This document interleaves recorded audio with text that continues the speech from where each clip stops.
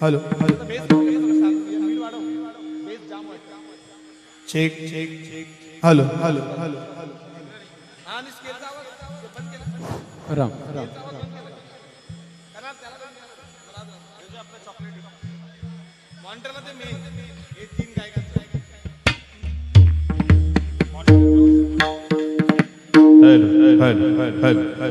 Ram Ram Ram hello सुंदर ध्यान उभे विटेवारी सुंदर उभे विटेवारी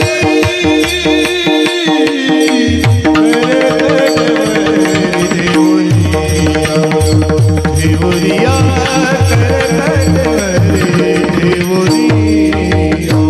सुंदर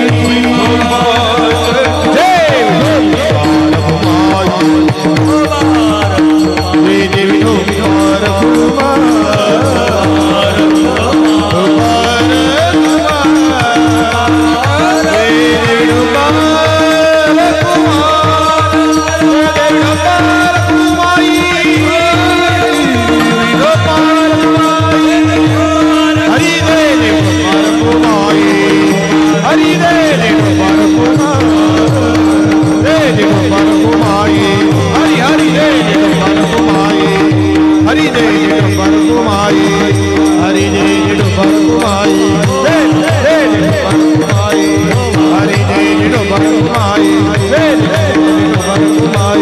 रघुमाई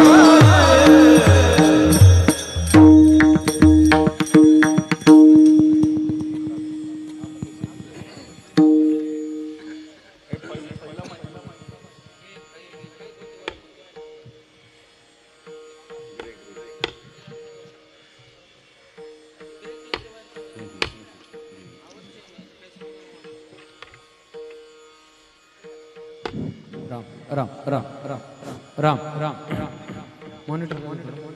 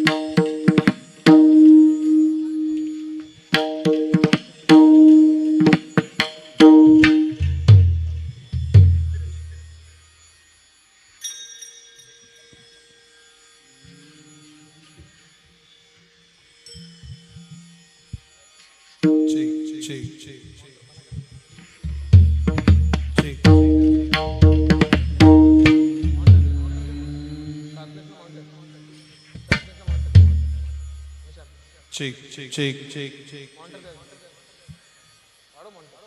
check check check hello hello hello hello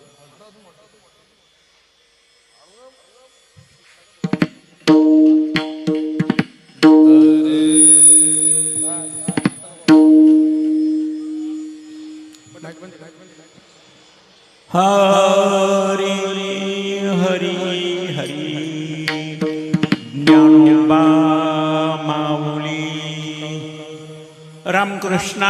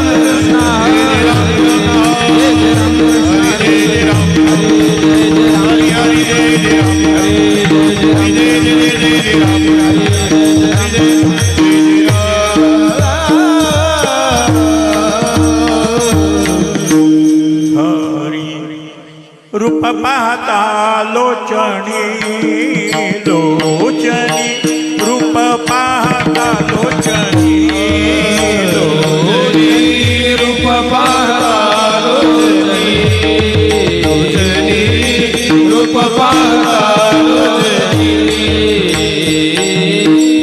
रूप पाहता लोचनी लोचनी रूप पाहता लोचनी लोचनी रूप पाहता लोचनी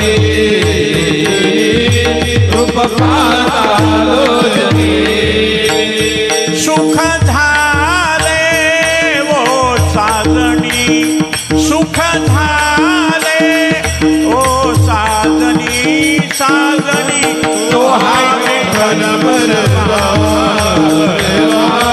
तो हा विठ्ठल बरवा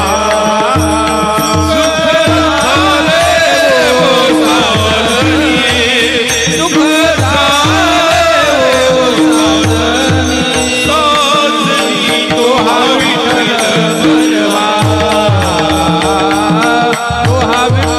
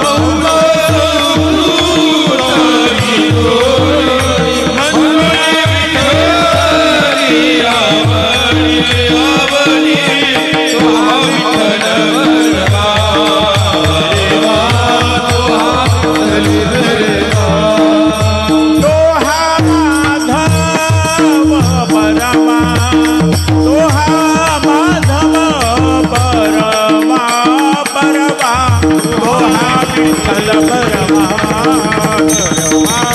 तो हा विठ्ठल बरवा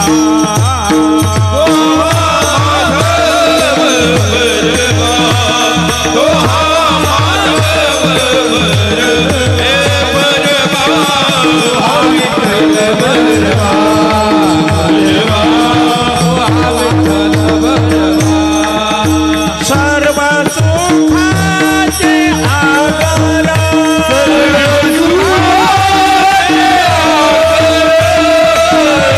सुखाचे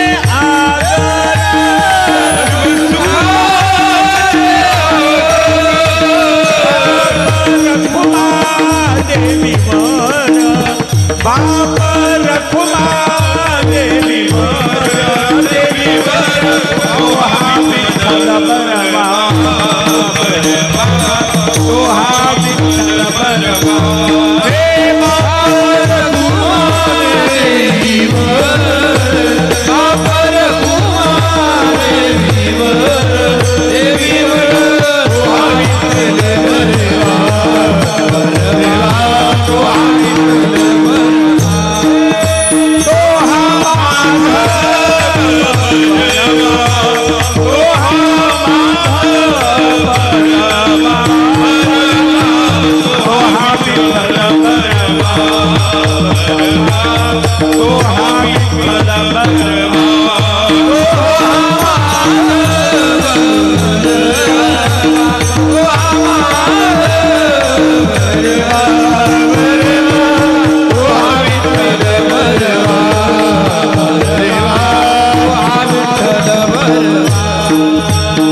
जय जय राम कृष्ण हरे जय जय राम कृष्ण हरे जय जय राम कृष्ण हरे जय जय राम कृष्ण हरे जय जय राम कृष्ण हरे जय जय राम कृष्ण जय जय राम कृष्ण हरे जय जय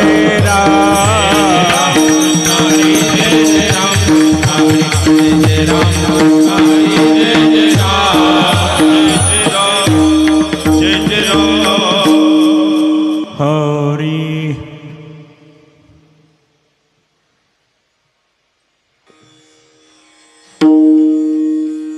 जळते संचित हरी जळते संचित ऐसी आहे धर्मनित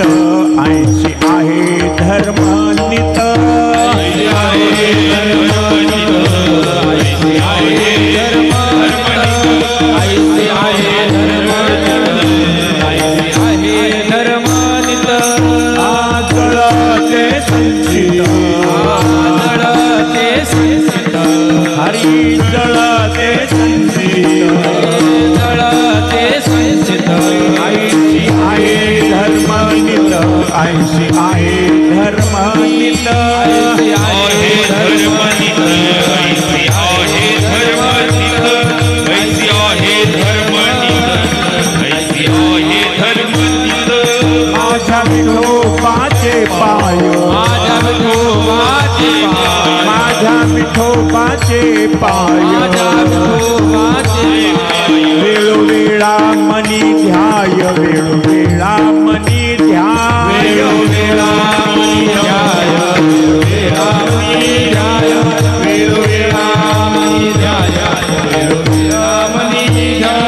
हे निधी कर्म घडो हरी निधी कर्म घडो कोठे आड राणी पडो कोठे आड राणी पडो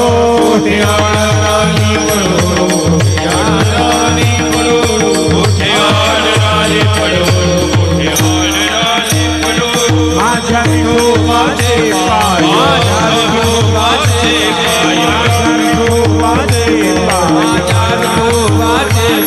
वेळोवेळा मनी ध्याय वेळोवेळा मनी ध्याय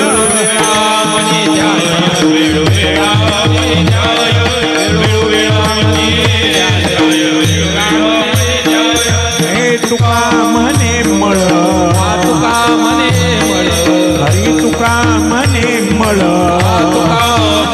मळ राहुणी दीताप जाळ राहुणी दीताप जाळ राहुने दीताप जाळ राहुने दीताप जाळ राहुने दीताप जाळ राहुने दीताप जाळ तुका म्हणे मळ तुका म्हणे मळ तुका म्हणे मळ तुका म्हणे मळ राहुणी दीताप जाळ राहुणी दीताप जाळ राहुने दीताप जाळ राहुने दीताप जाळ राहुने दीताप जाळ राहुने दीताप जाळ माझ्या विठोबाचे पाय माझ्या विठोबाचे पाय विठोबाचे पाय रामणी जाय वेळामणी वेळोवेळामणी जाय वेळोवेळामणी जाय वेळोवेळामणी जाय वेळोवेळामणी गोपाळ कुमार गोपाळ कुमार गोपाळ कुमार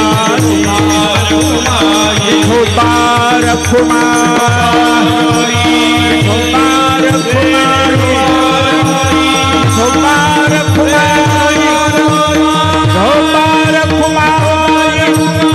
गोपाळ कुमार गोपाळ कुमार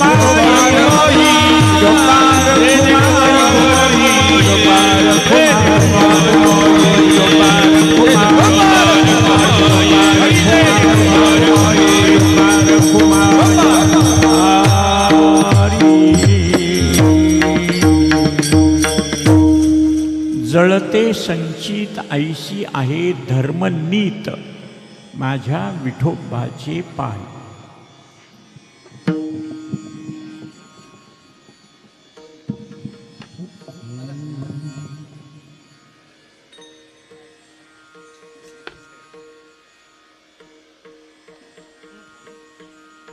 चेक चेक चेक चेक चेक चेक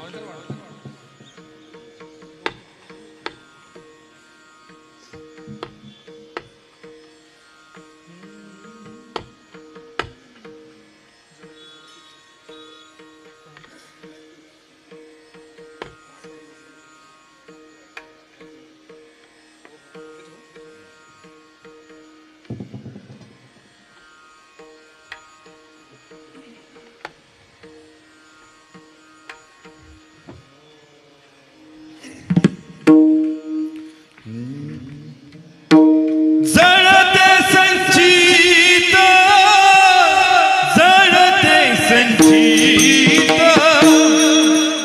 जळते संचित जळते संचित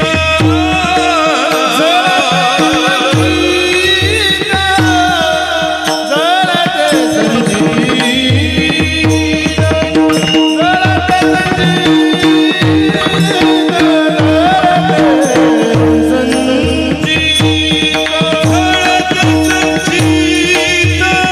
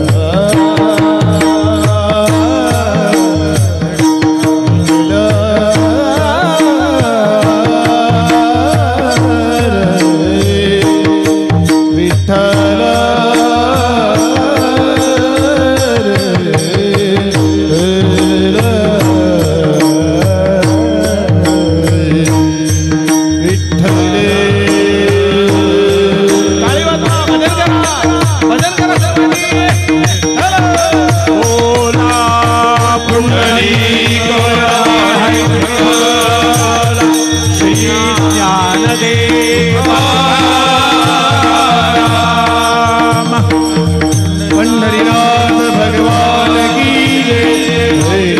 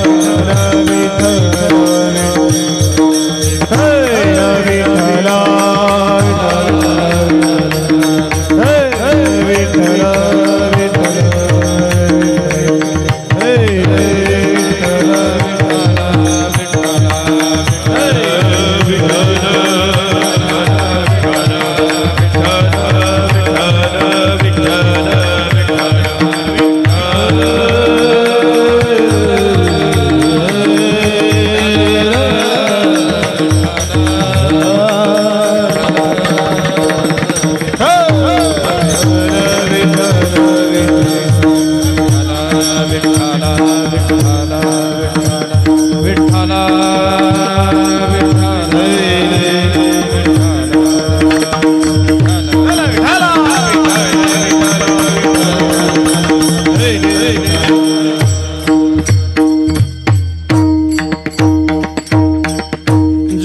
संचित ऐसी आहे धर्मनित ऐसी आहे धर्मनित ऐसी आहे धर्मनित ते संचित ऐसी आहे धर्मनित ऐसी आहे धर्मनित ऐसी आहे धर्मनित आज जळते संचित ऐसी आहे धर्मनित ऐसी आहे धर्मनित ऐसी आहे धर्मनित जळते संचित ऐसी आहे धर्मनित ऐसी आहे धर्मनित आहे धर्मनित माझ्या विठोबाचे पाय वेळोवेळा मनी ध्याय वेळोवेळा मनी ध्याय वेळोवेळा मनी माझ्या विठोबाचे पाय वेळोवेळा वेळोवेळा मनी ध्याय वेळोवेळा मनी ध्याय माझ्या विठोबाचे पाय वेळोवेळा मनी ध्याय वेळोवेळा मनी ध्याय वेळोवेळा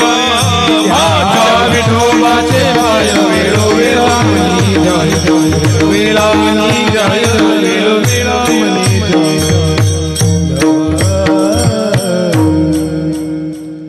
जळते संचित ऐसी आहे धर्मनीत माझ्या विठोबाचे पाय वेळोवेळा मनी ध्याय नेदी कर्म घडो कोठे आडराणी पडो माझ्या विठोबाचे पाय वेळोवेळा मनी ध्याय तुका म्हणे मळ तुका म्हणे मळ राहो नेदी तापजाळ माझ्या विठोबाचे पाय वेळोवेळा मनी ध्याय विठ्ठला विठ्ठला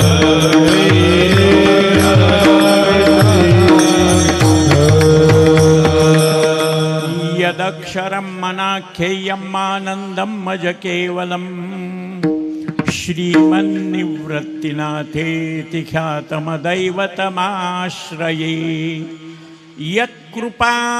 यत्कृपालवमात्रेण महिषो वेदपारगः ज्ञानेश्वरं तमाचार्यं वन्दे बद्धाञ्जलिर्मुदा श्रीमंत श्री जगद्गुरु महावैष्णव अग्रगणी वैराग्यस्य परम मूर्ती विश्वभूषण वाणी सम्राट अलौकिक कल्पना आविष्कार भास्कर वारकरी संप्रदायाचा परमोच्च मानबिंदू किंबहुना अक्षर ब्रह्म अवतरण विद्वत जनमानस मराळ सकल संत कंठभूषण कैवल्य गुणनिधान अलंकापूर निवासी ज्ञानेश प्रिय तुकोबा राय सेवेकरता घेतलेल्या अभंगातून या ब्रह्मांड मंडपामध्ये दुःख भोगणाऱ्या जीवांना दुःखातून सुटण्याचा सोप्यातला सोपा उपाय सांगतात. आज या पुण्यक्षेत्रामध्ये पुन्हा योग कारण मला वाटतं 3-4 वर्ष झाली असतील. मोठ्या बंधुराजाच्या असंच उत्तरक्रिये अंत्यविधी म्हणा, पुन्हा बंध निवृत्ती शास्त्राप्रमाणे जीवनाचा अंतिम काल मरणी जे जया आठवे तो तेच गती ते पावे. मरताना ज्ञानोबाराया तुकोबाराया आदी करून संतांनी भगवान गोपाल कृष्णांनी सांगितलं, यम यम वापि स्मरण भावम त्यजत्यंते कलेवरम, अंतेमती प्राणिया जान तेची गती. म्हणून आमच्या जीवनामध्ये आम्हाला 2च गोष्टी करायच्यात सगळ्या जगाला विचार केला तर. एका गावापुरतं, एका खेड्यापुरतं, एका शहरापुरतं, एका भागापुरतं, एका देशापुरतं नाही, जगाचा विचार संत करतात.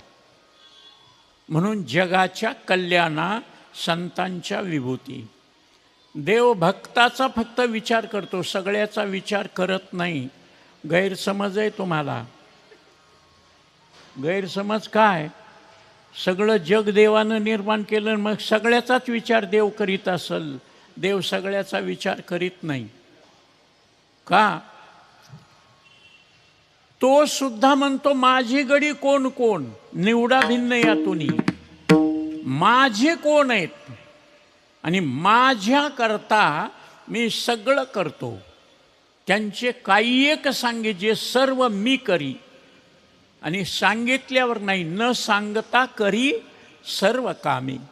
न सांगता करतो. एकट्यापुरता विचार करतो त्याला जनावर म्हणावं. त्याच्या नावातच अर्थ आहे, जन आवर. माणसानं आवरायला पाहिजे. जनावराला 4 पेंड्या विकत घेतल्या गवताच्या, 2 बैलाला टाकल्या, 2 बाजूला ठेवल्या. कशा करता? त्या बैलाची मिसेस गाय ती चरण्याकरता गेली आहे, तिचं वासरू आहे, तिचं दूध गाडायचं आहे आपल्याला. मग तिला 2 असाव्या, बैलाला 2 असाव्या. बैल त्याचा विचार करतो का? आपल्याही 2 खातो, त्यांच्याही 2 खाण्याचा प्रयत्न करतो. नाही जमलं तर त्याच्यावरच हागणं मुतणं करतो, त्याच्यावरच बसतो, वाटोळं करतो तो. माणसाचं कसं आहे? माझे कोण कोण आहेत? माझी आई, माझा भाऊ, माझी बहीण, माझी बायको, माझे लेकरं, माझा सासू, माझे सासरे, माझे मेहुणे, माझे नातेवाईक आपुले. ते आपल्याकरता धडपड करतो. आपल्या सुखामध्ये सुख मानतो आणि आपल्या दुःखामध्ये दुःख मानतो. आता राग येऊ देऊ नका. कोणी मेल्यावर रडतो का आपलं मेल्यावरच रडतो?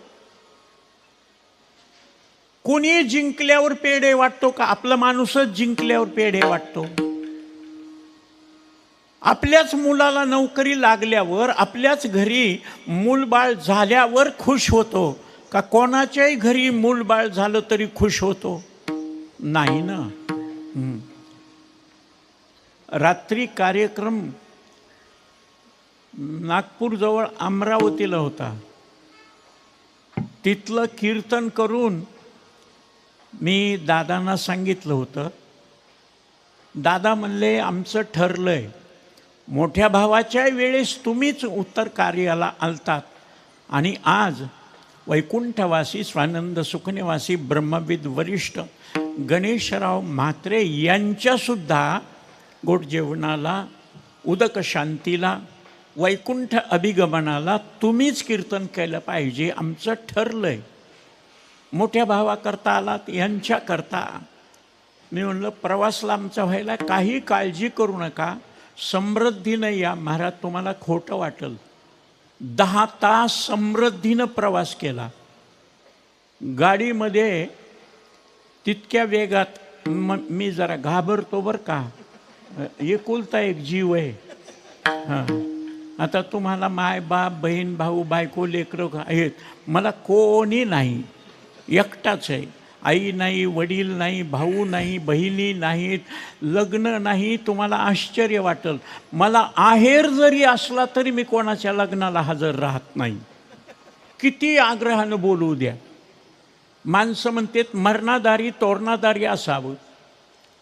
कोरोनाच्या काळात माझ्या घरामध्ये 22 दिवसामध्ये 6 जण नातेवाईक वारले. माझे चुलते वारले, चुलत भाऊ वारले, बहिणीचे मेहुणे वारले, आमच्या बहिणीचे जावाई वारले. ते वारले म्हणून कळाले की मी डबा उचलायचं आणि जे जायचं तर त्यांची अंत्यविधी झाल्यावरच घरी यायचं. इतका घाबरतो मी मरणाला. पहिलं कधी मेलो नाही. लोक म्हणतील काय सगळे माणसं मेलेलेच आलेत का? नाही बाबा. दुसरी गोष्ट, माझं लग्न झालेलं नसल्यामुळं दुसऱ्याचं लग्न मला देखवत नाही. ते नवरा नवरी गुलूगुलू बोलतात. मला कसं वाटत असेल, शुगरच्या माणसासमोर तुम्ही गुलाबजामुन बासुंदी श्रीखंड खाऊ लागलात, त्याला वाढायचं का घ्यायचं का तुम्हाला म्हणल्यावर ते नको नको म्हणतंय. डॉक्टरनं सांगितलंय 400 शुगर आहे, खाल्लं तर झटका येऊन मरतील. मरणाची भीती वाटते म्हणून खावं जरी वाटलं, गुलाबजामुन खावा, श्रीखंड खावं, बासुंदी खावी, पण खात नाही का? पुढे मरण दिसतं महाराज, म्हणून खात नाही. मग आता दुसरे खातात, दुसऱ्याला शुगर नसल्यामुळं ते खातात. आपण गप्प बसावं. आपल्याबरोबर जे काही चटणी भाकर वगैरे भाजी भाकर आलेली ती खावी. पण ते त्याच्याकडे बघतंय ना असं करतंय. त्याला खावं वाटतं. कोण म्हणतं खावं वाटत नाही? दुसऱ्याचे लग्न बघितल्यावर आपल्याला करू वाटत नाही का? ज्याचे झाले नाही त्याला करावं वाटते. पण ज्याचे झाले ते म्हणतात महाराज तुम्हीच बरे आहेत, एकटे ते आम्ही गुंतलो या संसारे कैसा झालो से अंध. गुंतलो महाराज, संसार दुःख मूळ. मग कळतं ना, सुख दुःख कळतंय ना माणसाला. जनावराला कळतं काय खावं काय खाऊ नये, जनावराला कळतं, माणसाला कळत नाही का? हां, दुःख जगात कोणाला नकोय, सुख सगळ्याला पाहिजे. या दोन गोष्टीचा विचार सगळं जग करते. पण दुःखाचा विचार, दुःख जरी नकोय तर सगळ्याला सोडित नाही. दुःख सगळ्याला भोगावं लागतं. सुखम सर्वाय रुच्यते. सर्व सुखाचे आशा जन्म गेला. जन्मचे जन्म जातात सर्व सुख भोगण्याच्या इच्छेनं, आशेवर. पण दुःख जात नाही म्हणून सुख मिळत नाही. महाराज, दुःख जर कोणाचीच इच्छा नाही जीवाला, 84 लक्ष योनी, किडा मुंगी पशु पक्षी गुरं ढोरं यांना सुद्धा दुःख आवडत नाही. का होतं? दुःख नकोय तरी का होतं? सुख पाहिजे तरी का मिळत नाही? त्याचं कारण आहे त्या दुःखाचा विचार करणाऱ्या जगामध्ये 2 पद्धती आहेत. दुःखाचाच विचार करतात त्यांना जीव म्हणावं, आणि दुःख का होतं त्याच्या कारणाचा विचार करतात त्यांना संत म्हणावं. शोधोनी आले संत हिताहित जगाचे. जगाला दुःख का होतं आणि जगाला सुख कसं मिळेल हे संतांना कळतं. बिघडलेलं कोणालाही कळतं. ज्याला भजन येत नाही त्यानं सुद्धा मृदंगावर थाप मारली. मारल्याबरोबर ते म्हणला भंग भंग वाजायले, जरा ठोका. यांनी सांगितलं, मोबाईलवर बघितलं, पेटीवर बघितलं, काळी 2चा स्वर आहे, बरोबर आहे. ठोका. ठोका म्हणल्यावर यांनी मृदंग उचलला आणि त्याच्या पुढे ठेवला. ठोका ठोका म्हणतोस ना, घे. मृदंगे हातोडी घे आणि ठोक. ते म्हणला मला कळत नाही. मग गप बस. हे मी आज म्हणायलो का प्रभू महाराज? माऊलीनं 750 वर्षापूर्वी सांगितले, बळेवीन शक्ती कळत नाही तर गप बसानं. एका नवऱ्याची तब्येत बिघडली, ताप येऊ लागली, जेवत नाही महाराज, चेहरा उतरून गेला, दाबाड बसून गेले, डोळे बोटबोट खोल गेले, हातपायाला थरथरी सुटली. त्या बाईनं दवाखान्यात नेलं, डॉक्टरला सांगितलं, बघा की हो यांच्या जीवावर आहे, नवरा आहे महाराज, आणि यांना सुख मिळावं म्हणून मी रात्रंदिवस यांची सेवा करते, आवडल ते खाऊ घालते, आणि झोपले की पाय दाबते, डोकं दाबते, अंग दाबते, औषध देते, चांगलं चुंगलं खायला करून घालते, कपडे धुते, सगळी व्यवस्था करते, ह्यांना तब्येतच बरोबर नाही. डॉक्टर म्हणला मला तपासू द्या, यांचं काय दुखतंय मला कळालं पाहिजे. हवा गेली कळालं, पण पंक्चर आहे का हवा सोडली कोणी हे मला कळालं पाहिजे, म्हणून ट्यूब काढून बघतो तसं मला बघू द्या. डॉक्टरनं नाडी बघितली, नख बघितले, डोळे बघितले. ती बाई बघा जरा चांगलं, पैसे किती लागू द्या, हे वाचले पाहिजेत, माझा कुंकवाचा धनी आहे, हे असलेत. मग आता काय करावं? ते डॉक्टर वैतागून गेलं त्या बाईच्या बोलण्यानं. डॉक्टरनं महाराज थर्मामीटर काढलं, असं केलं, त्या बाईला म्हणले तोंड उघड, आणि तिच्या जिभेखाली ते ठेवलं, आणि तू मोठं बंद कर म्हणलं. तिनं असं बंद केलं. डॉक्टरनं तपासलं, स्टेथोस्कोप लावलं, छातीला लावलं, श्वास घ्या, श्वास सोडा, नाडी, नख, डोळे, जीभ सगळं बघितलं. काय होतंय, जेवण जातंय का नाही, का खाऊ वाटत नाही, चव लागत नाही का, ताप येतो का, परसाकडं चांगली होते का, झोप चांगली लागते का, भूक लागते का, सगळं विचारून औषध, इंजेक्शन, गोळ्या वगैरे सगळं दिलं. पैसे घेतले आणि म्हणले जा. आणि त्या बाईच्या तोंडातलं थर्मामीटर काढलं आणि ठेवून दिलं. ती बाई म्हणली, डॉक्टर साहेब त्यांना तपासलं, माझ्या थर्मामीटरचा ताप. म्हणले बाई, तुझा ताप बघण्याकरता थर्मामीटर टावलं नव्हतं तुझ्या तोंडात, तुझी बडबड माझ्या डोक्याला सहन होईना म्हणून तोंड बंद केलं. हां, लेकरं किरकिर करू लागल्यावर त्याला चॉकलेट वगैरे कसं देते, खेळत बस, खात बसतो का, त्यांची किरकिर नको म्हणून.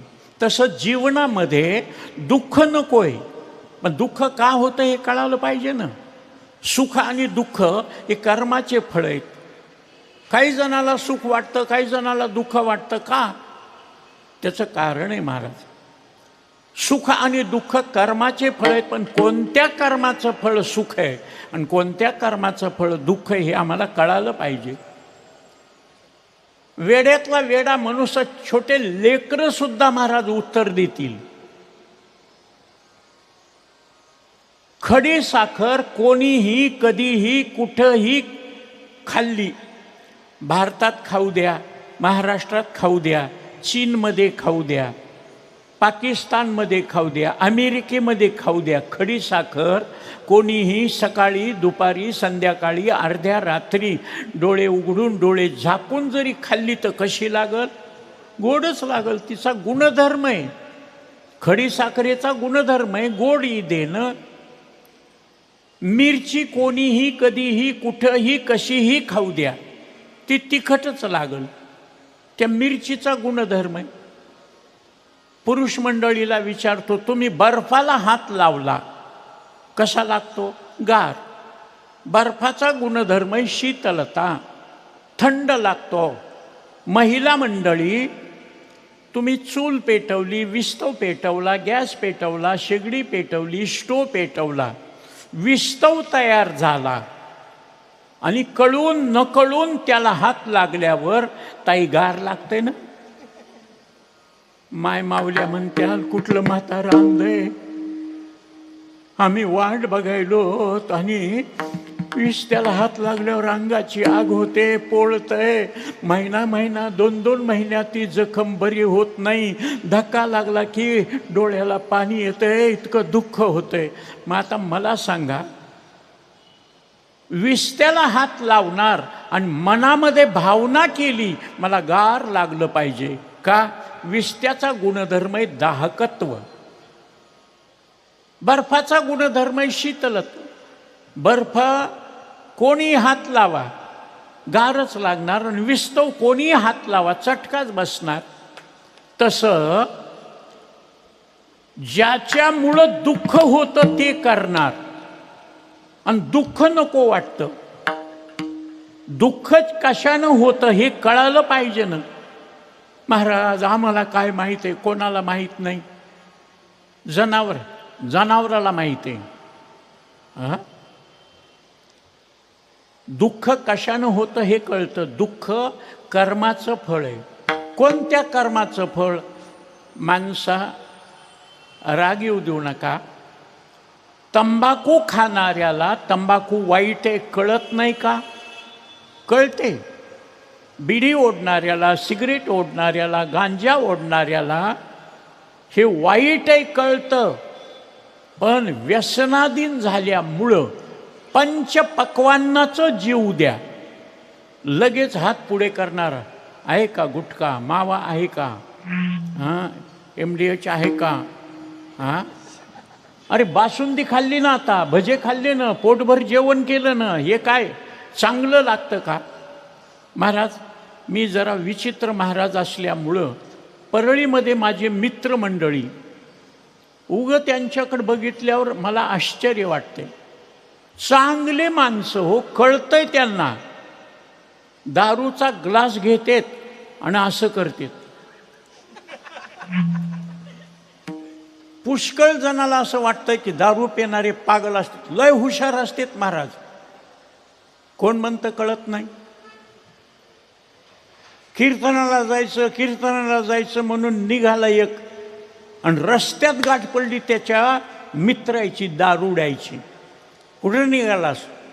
म्हणले असं गणेश भाऊच्या अंत्यविधीच्या कार्यक्रमामुळं रात्री झालं कीर्तन, सकाळचं 6 वाजायचं कीर्तन, 6 तारखेचं 10 ते 12 उखळीकर केशव महाराज यांचा कीर्तन आहे. अरे काय ते नेहमी सांगते देव टाळे वाजवान भजन करा. चल आपल्यातर्फे पार्टी, आपला माणूस निवडून आलाय. इंग्लिश हातभट्टी नाही, इंग्लिश प्यायला. मग हे कीर्तनाला निघालं, त्या नादानं तिकडं गेलं. कीर्तन संपलं, माणसाचे जेवणं झाले, माणसं निघाले, मंडप काढला, स्पीकरवाले सगळे भजने जिकडं तिकडं गेले, जेवणं होऊन गेले. रात्र झाली. रात्रीच्या 12-1ला हे फुल पिऊन घरी आलं. कीर्तन संपले, माणसं आले घरी, शेजार पाजारचे गेलेले माणसं आले. आमचे मालक कसे आले नाहीत? बघितलं का मालकाला? म्हणले तुमचे दिसलेच नाहीत मालक, कुठं गेले असतील. रात्रीच्या 1 वाजता त्यानं दरवाज्यावर थाप मारली. आता हे पेलेलं असल्यामुळं नाव घेऊन हाक म्हण, दारोगा, नवरा बाहेर थंडीमध्ये तू घरात झोपलेस, दारोगा. ती म्हणली नको म्हणलं तरी कीर्तनाला जातो म्हणून पिऊन आले, काय करा, उघडीत नाही दार, बसा बाहेरच. बाय तू नाही ऐकलेस, नाही दार उघडली तर राग नालीमध्ये उडी मारून जीवच देतो. ती म्हणली द्या जीव एकदा, सुटेल मी. रोज पिऊन येणं, घाण करणं. ते नालीजवळ गेलं, मोठा दगड त्यानं नालीमध्ये टाकला. भटकन आवाज आला आणि आडोशाला लपून बसलं. बायको म्हणली ही खरंच राग जीव दिला का काय? दरवाजा उघडला आणि पळत नालीकडे गेली. बघितलं तोपर्यंत नवऱ्यानं बाजूला येऊन घरात शिरलं आणि दरवाजा बंद केला. अगोदर नवरा बाहेर होता, बायको घरात होती. पुन्हा नवरा घरात आला आणि बायको बाहेर राहिली. तिनं दरवाज्यावर थाप मारली, दार उघडा. नाही उघडीत म्हणला. मगाशी मी उघड म्हणलं तर उघडणं गेलं ते ना, आता तू बस बाहेर. मी सगळ्या गल्लीला, सगळ्या गावाला, सगळ्या मित्राला बोलवील, सगळ्या नातेवाईकाला बोलवील. ते म्हणला बोलव ना. मी सगळ्याचे देखत म्हणेल इतक्या रात्रीचे हे कुठे गेली होती. मी घरात होतो आणि ही बाहेर कुठे गेली होती. ती म्हणली पाया पडते, काही करा पण तसं उघडं करू नका. महाराज, कोणालाही दुःख सहन होत नाही, पण ते पिणाऱ्या माणसाला हे वाईट कळत नाही का. महाराज, हे दारूनं तब्येतीचं वाटोळं, इज्जतीचं वाटोळं, पैशाचं वाटोळं, लेकरा बाळाचं वाटोळं, पाहुण्या रावळ्यामध्ये कोणी चांगलं म्हणत नाही. पिदकडं म्हणतात. काही इज्जत नसते महाराज.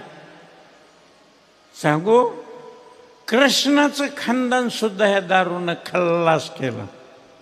एवढा देव परमात्मा, 56 कोटी यादव, समुद्र मंथनातून निघाली ती सुरा, ती दारू वारुणी नावाची. पण समुद्र मंथनातील दारू किक बसत नाही. सॉफ्ट ड्रिंक असल्यामुळं हिट बसले पाहिजे म्हणून जांबुवंतीचा मुलगा साम यांनी मैरेक नावाची दारू तयार केली आणि ती पिऊन 56 कोटी यादव कृष्णाची लेकरं आपसापसामध्ये मारामारी करून खल्लास झाले. भागवत ऐकलंय का? ती मला म्हणतंय.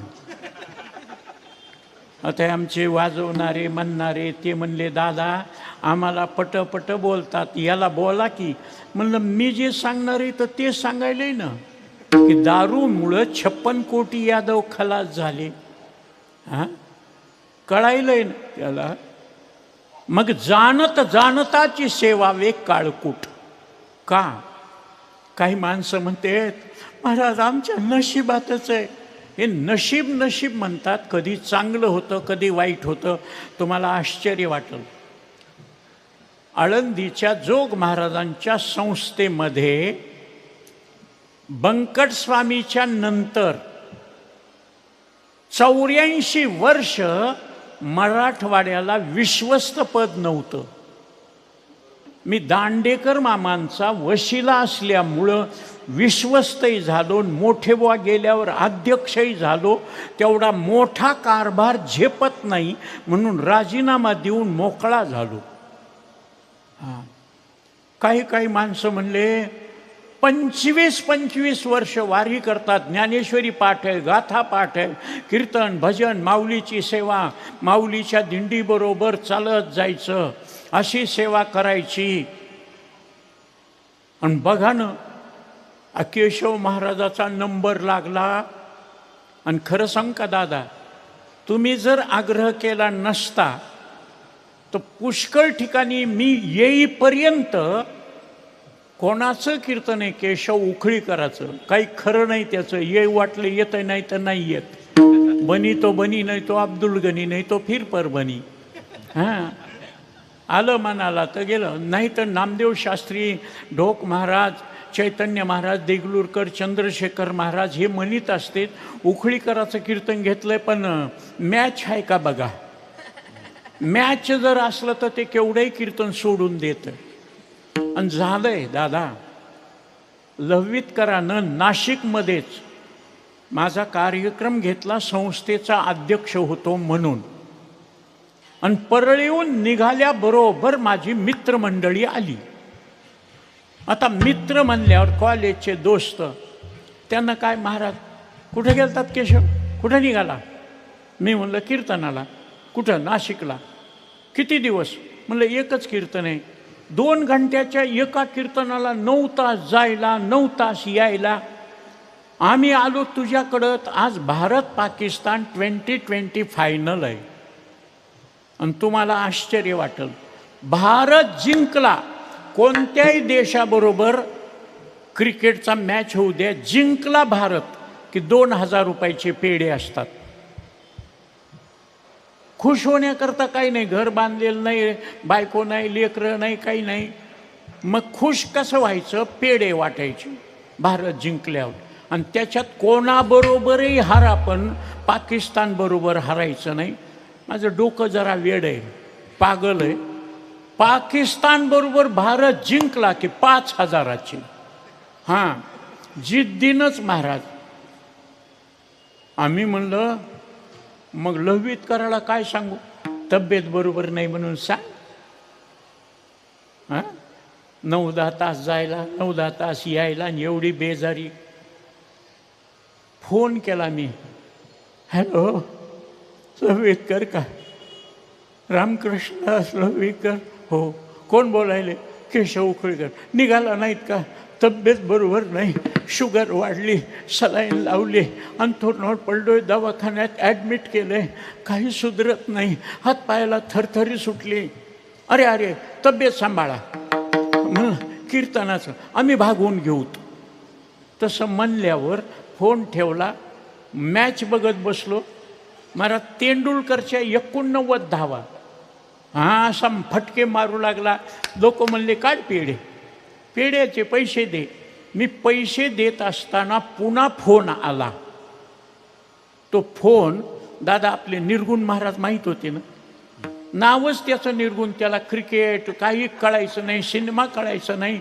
सिनेमात नेलं आम्ही, मामाची टॉकीज आहे परळीला, सिनेमात नेलं तर तिथं जाऊन झोपलं. ते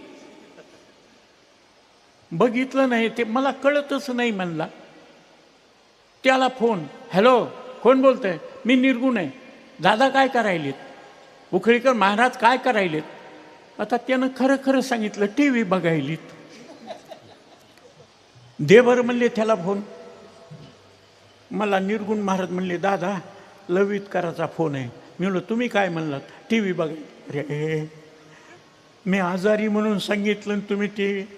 हॅलो काय महाराज लावले? हे संस्थेचे अध्यक्ष असल्यामुळं तुम्हाला मान दिला आणि तुम्ही असे टी व्ही पाहण्यामध्ये कार्यक्रम एवढा मोठा सोडून द्यायला.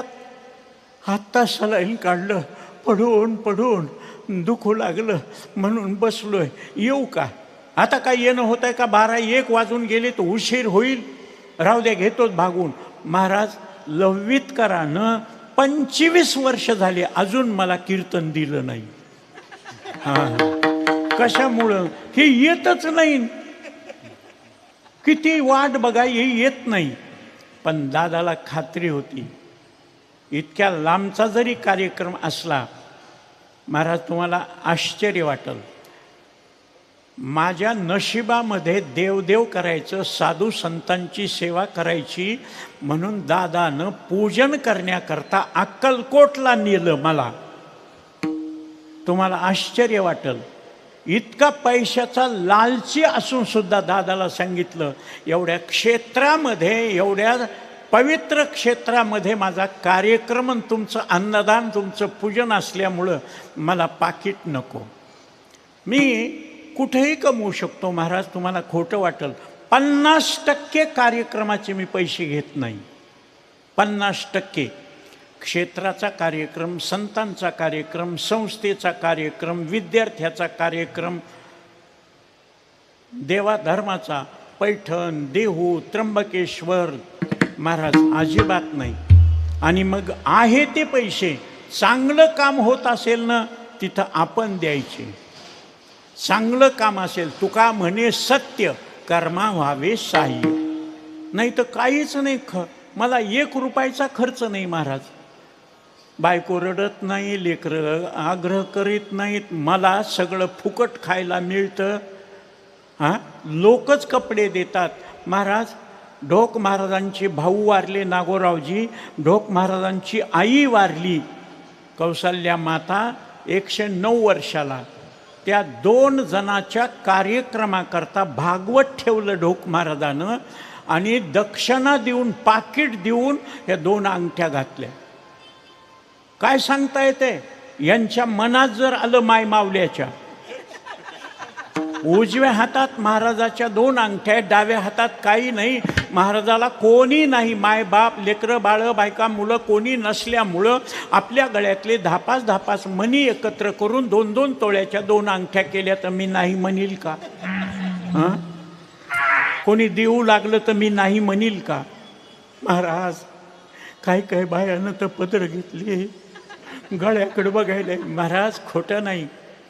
मरणासारख्या ॲक्सिडेंटमध्ये सुद्धा ज्या ठिकाणी दंगल होण्याची परिस्थिती असताना वैकुंठवासी बाळासाहेब ठाकरे यांच्या 77व्या वाढदिवसानिमित्त इथून दादाबरोबर मालेगावला जाऊन एवढा दिव्य भव्य समारंभ केला. बरोबर आहे ना दादा?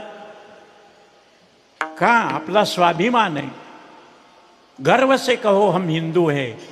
ऐसा कैसा हिंदुस्तान ज्या हिंदू को स्थान नाही. आणि मी सांगू, हिंदू जर सगळ्या जगातला एक झाला, जगावर राज्य करू शकतो, पण हिंदू एक होत नाहीत ना. हां, म्हणून शब्द आहे, ज्ञानोबारायाला पाकिस्तानच्या लोकांनी त्रास दिला का? तुकोबारायाला अमेरिकेचे लोक आलते का त्रास द्यायला? एकनाथ महाराजांना चीनचे लोक आलते का त्रास द्यायला? चिवडून यांना अशी तुझ्या घरच्यांनी केली. अरे, ज्या ज्ञानोबारायाच्या नावावर करोडो लोक जगतात, त्या ज्ञानोबारायाला आळंदीत राहू दिलं नाही, भिक्षा मागू दिली नाही, खापर मिळू दिलं नाही. मुक्ताबाईनं शाप दिला त्यावेळेस. माझ्या दादाला मांडे खायचे होते आणि कुंभारानं खापर दिलं नाही. कुंभारकीचा धंदा अलंकापूरमध्ये चालत नाही. आज 750 वर्ष झाले. दुसरीकडं कुंभारकीचा धंदा करते, तर तिथं येऊन गाडगे मडके विकतात. कुंभारकीचा धंदा मुक्ताबाईनं शाप दिलेला आहे. मग सांगा, माऊलीला खापर दिलं नाही. आज माऊलीच्या नावावर आमच्यासारखे 25-25 लाखाची गाडी घेऊन फिरतोत. कोणी दिले हो पैसे? चोरून आणले का? डाका घातला का? लोक देतात माऊलीच्या नावावर. तुम्हाला आश्चर्य वाटेल, 4च महिने झाले दादा,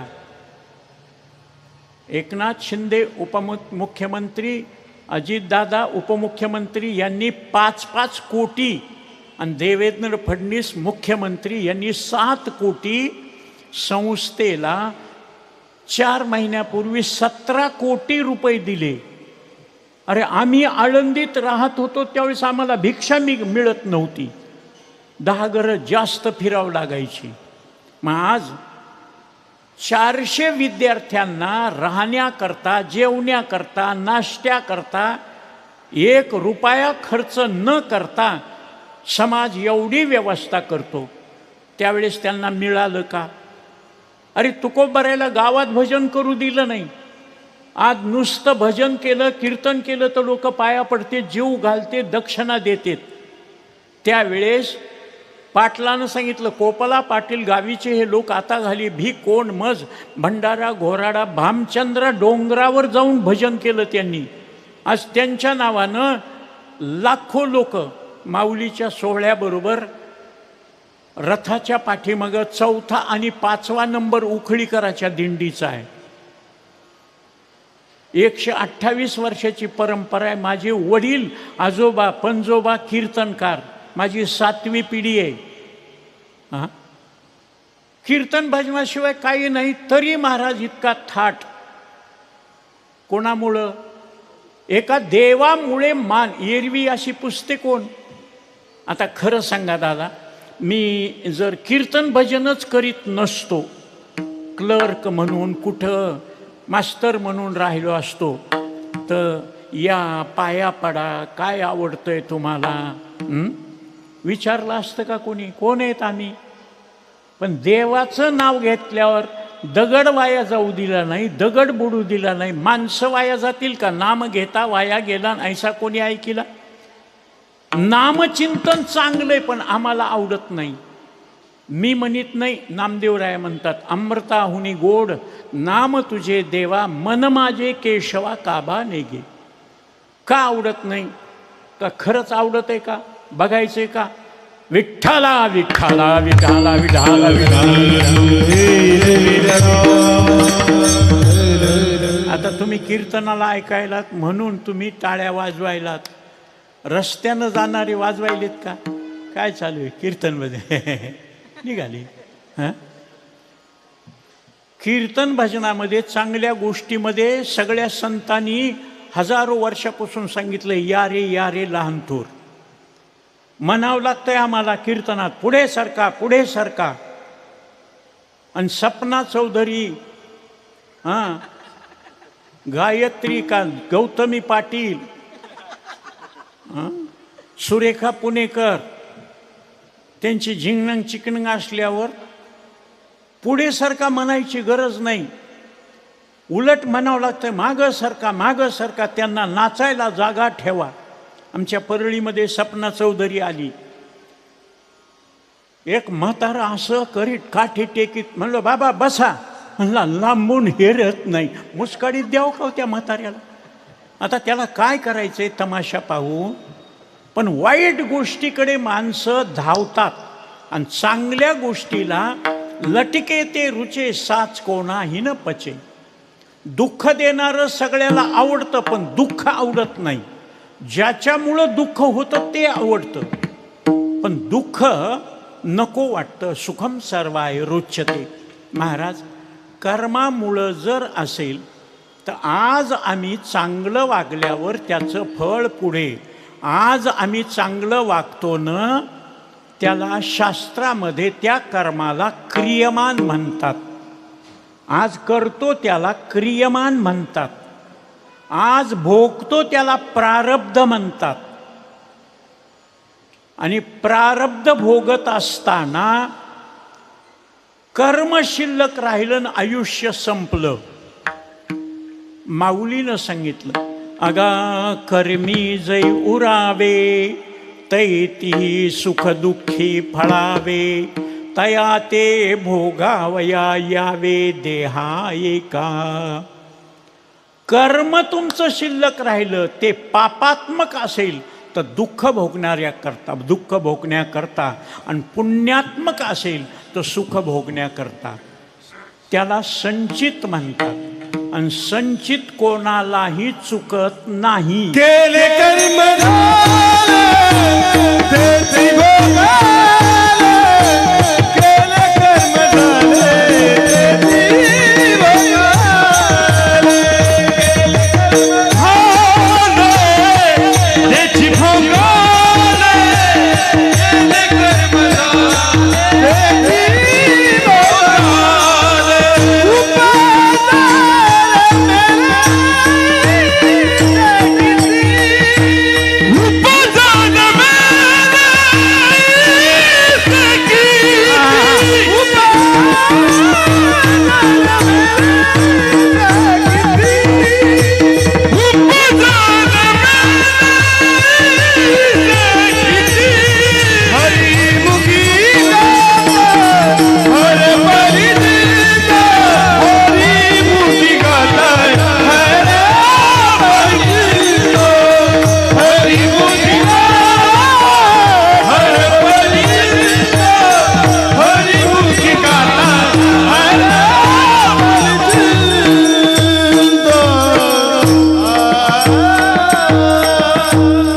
महाराज, मेरी उमर तुम्हें लगे है.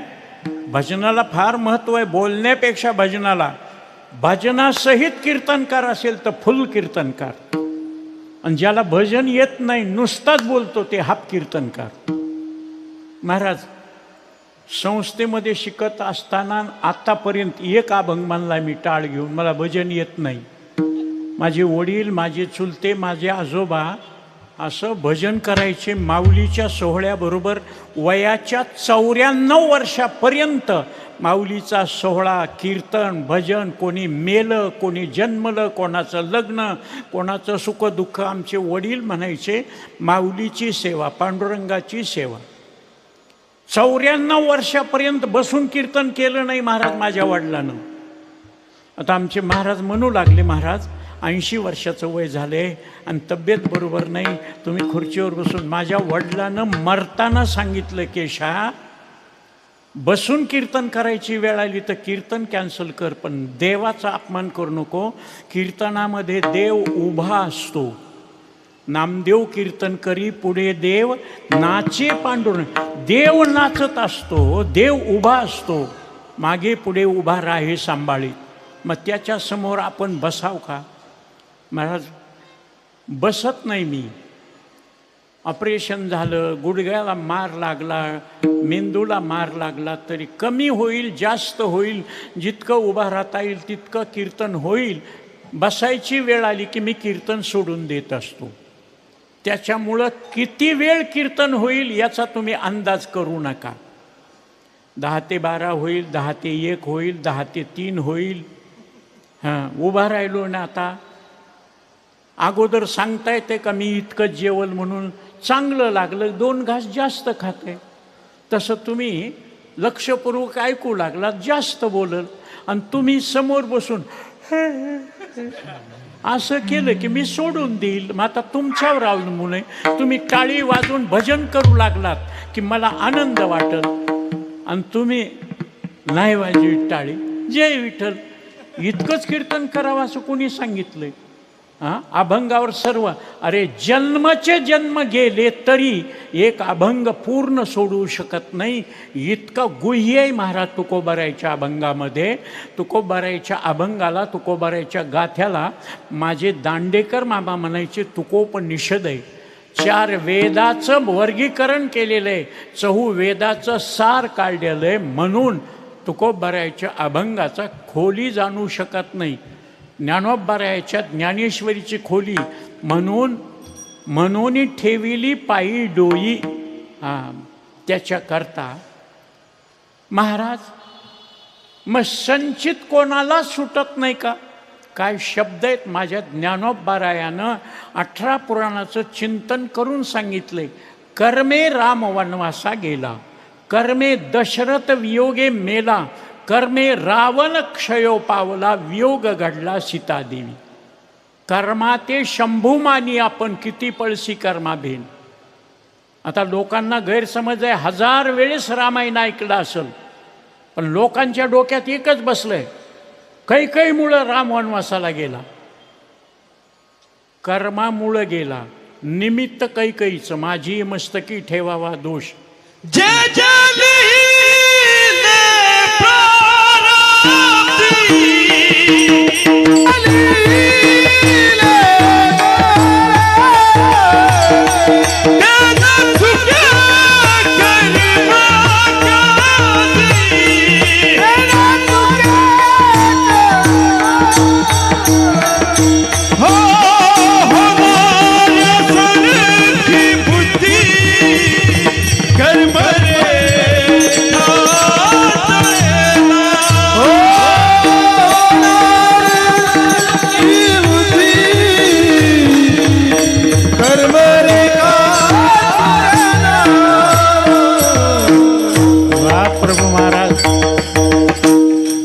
याला म्हणाव प्रमाण देणं. अरे कायदा सांगितला की माणसं गप्प बसतात, तसा संतांचे शब्द म्हणजे कायदा आहे. जे जे लिहिले संचितामध्ये तुमच्या आहे ते चुकत नाही, ते न चुके कल्पांती महाराज. का म्हणून शब्द आहे, भोगणे ते फळ संचिताचे, कर्माचा लेखा न चुके ब्रह्मादिका. का बाबा? अजून डोक्यामध्ये कैकईचा राग बसलाय. त्रेतायुग गेलं, द्वापारयुग गेलं, आणि कलियुग चाललंय, तरी कोणत्याच गावात, कोणत्याच देशात कैकई नाव ठेवलं नाही. इतका राग बसलाय कैकईचा. पण कैकईनं सांगितलं कर्मे राम वनवासा गेला. त्याचं कर्म, वृंदा नावाची महान पतिव्रता, तिच्या नवऱ्याचं जालंधरचं शंकराचं युद्ध सुरू. शंकर महादेव, सबदेवन के देव महादेव, त्रिशूळ चालना, पिनाक पाणीचा चालना, काय करावं म्हणून महाविष्णूची प्रार्थना केली. विष्णूनं बघितलं हा मरत का नाही.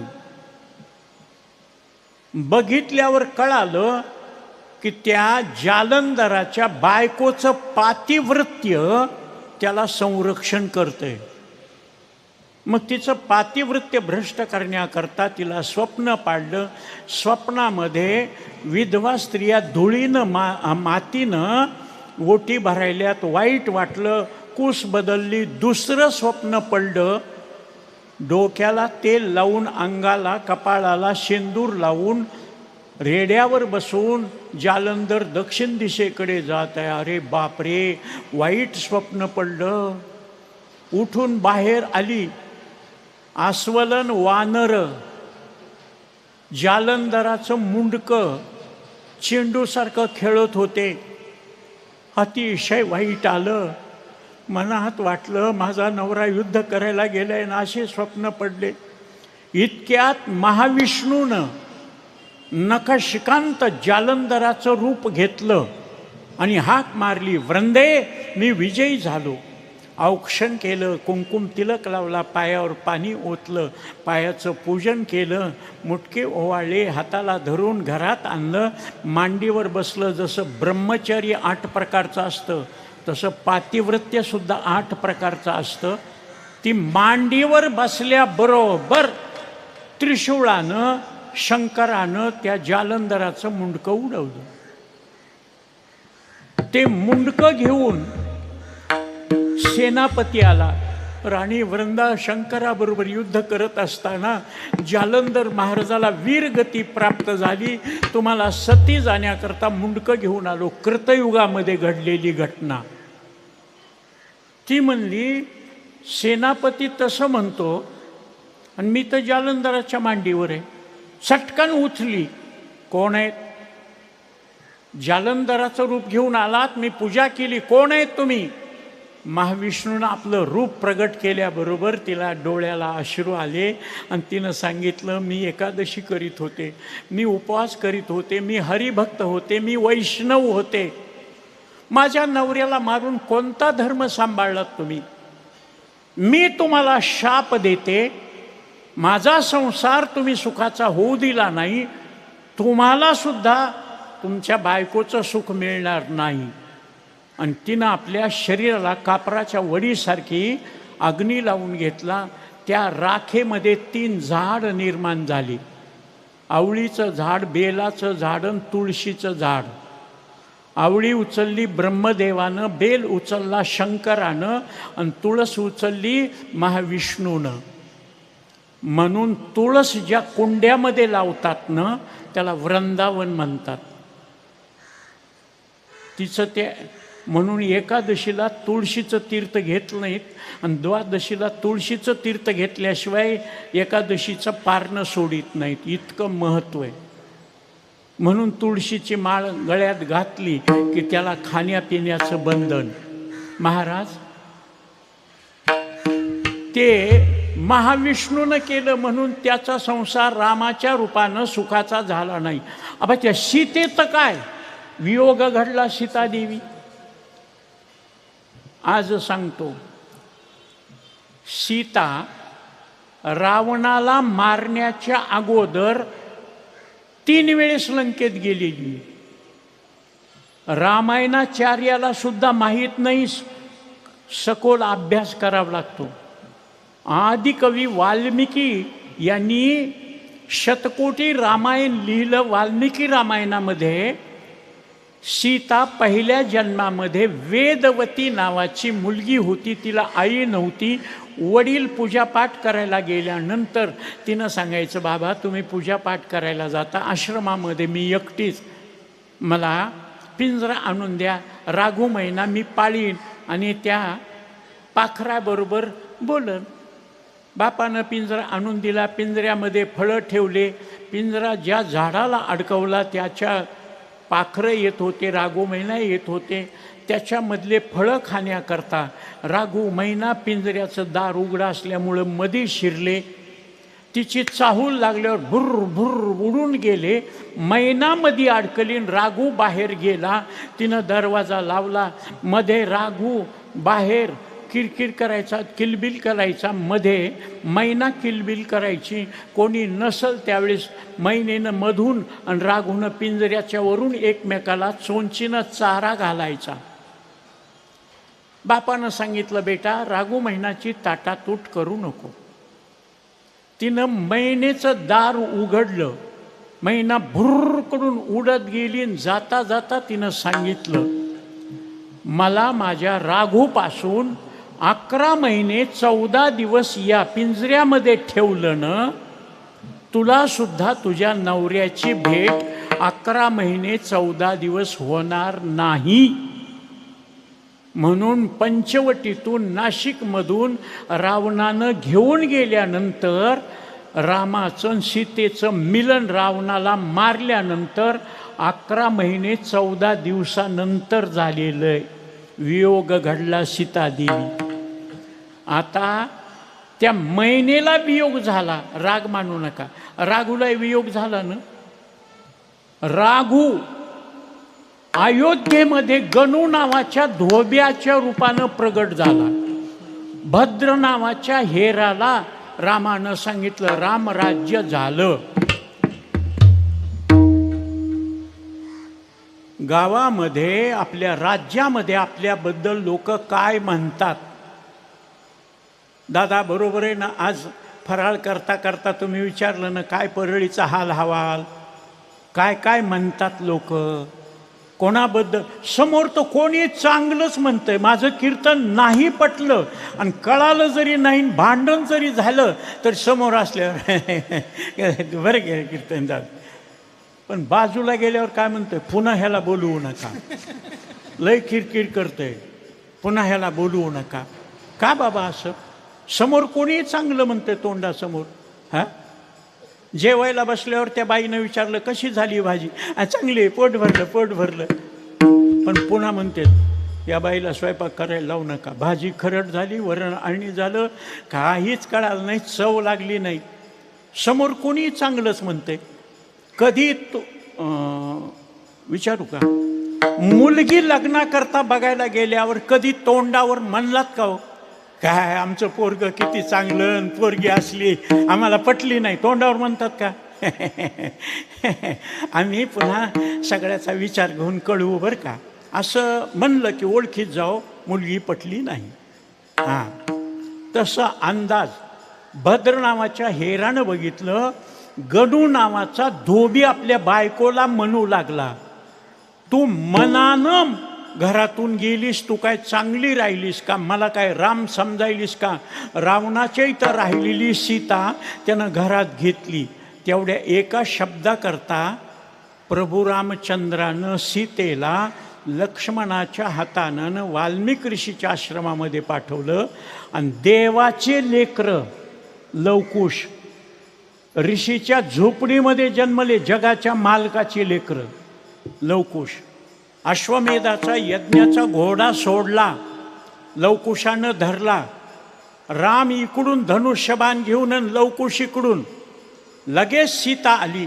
रामा, हे तुझे मुलं आहेत आणि लवकुशा हे तुझे वडील आहेत. Happy ending.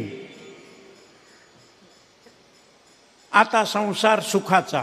माझं काम संपलं म्हणले आणि सीता जमिनीत निघून गेली. झाला का संसार सुखाचा? वियोग घडला सीतादेवी. कर्मा ते शंभू मानी, आपण किती पळशी कर्मा भेन. मग महाराज गेलेल्या माणसाकरता अन्नदान करणं, नामचिंतन करणं, चांगलं वागणं, चांगलं बोलणं, काय आपल्या नशिबातलं चुकत नाही ना भोगणे ते फळ संचिताचे. मग मजा करावी, ल्यावे खावे, बरे असावे सदैव. पण ऐका, माऊलीनं शास्त्र सांगितलंय, कर्मा ते शंभू मानी, आपण किती पळशी कर्मा भेन. पण बाप रखुमा देवी वरू विठ्ठला शरण, आणि केली कर्मे निवारी नारायण. म्हणून तुकोबारायानं शंका घेणाऱ्याला अभंगाच्या पहिल्या चरणात उत्तर दिले. जळते संचित, जळते संचित, जळते संचित, जळते संचित.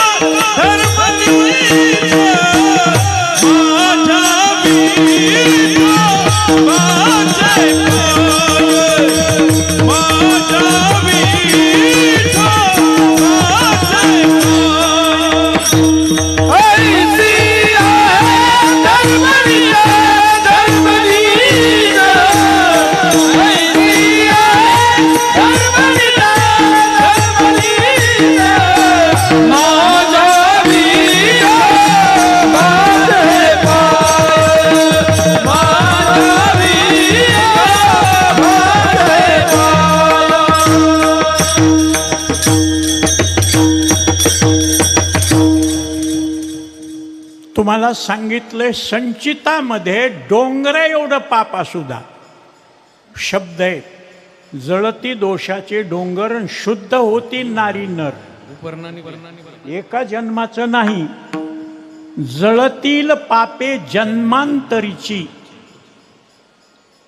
म्हणून ब्राह्मण पूजा करताना सांगतेत ना, असं पाणी ओतायला, इह जन्मनी पूर्वजन्मनी जन्मांतरेषु.